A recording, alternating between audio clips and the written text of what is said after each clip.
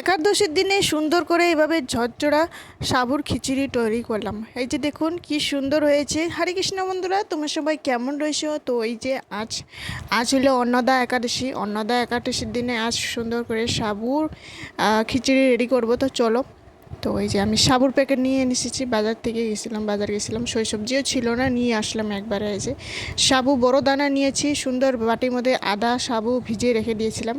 তো এখানে বাদাম নিয়ে এসেছি, বাদাম সুন্দর করে আগে সাদা তেলে ভেজে নিয়ে নিব, সানফ্লাওয়ার তেল। তারপর এখানে সাবুর খিচুড়ি করার জন্য এখানে আলু ছোট ছোট করে কেটে নিয়েছি, মরিচ 5-6টা মতো মরিচ, টমেটোর একটা মতো টমেটোর কেটে নিয়েছি। তারপর এখানে প্রথমে আদা দিয়ে, সাদা তেলে আদা দিয়ে ওই তেলের মধ্যে আমি একটু আদা কুচি দিয়ে সুন্দর করে ফোড়ন দিয়ে তারপর এখানে সুন্দর করে আলুগুলো প্রথমে ভেজে নিয়ে নিব।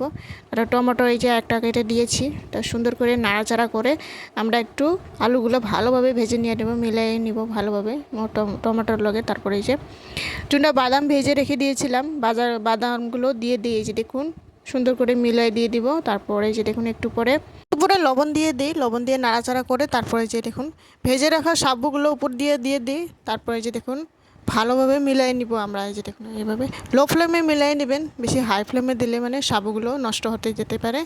তারপর সুন্দর এইভাবে ঝরঝরা হয়ে গেলে 2-3 মিনিট নাড়াচাড়া করতে করতে আমরা সাবুগুলো রেডি হয়ে যায়। তারপর এখানে সবজি করব, পেঁপে আলু, তারপর এদিকে আবার মিষ্টি কুমড়া আর কাঁচা কলা একটা দিয়েছি, সব মিক্স করে একটা সবজি রেডি করব।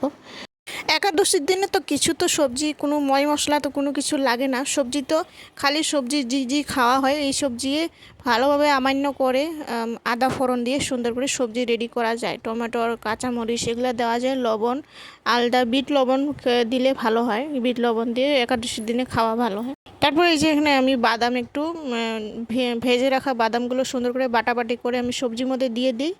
তারপর এই যে একটু পরে জল দিয়ে দিব, সুন্দর ভাজাভাজি হয়ে যাওয়ার পর জল দিয়ে দিব, জল দিয়ে 2-3 মিনিট ঢাকনা দিয়ে সেদ্ধ করে নেব। একটু পরে এখানে উপর দিয়ে ঘি ছড়িয়ে দেব। তারপরে যে আমাদের দুপুরের ভোগ রেডি হয়ে যায়, ভগবানের ভোগ দিয়ে দিই। তারপরে আজকে দুপুরের খাওয়া।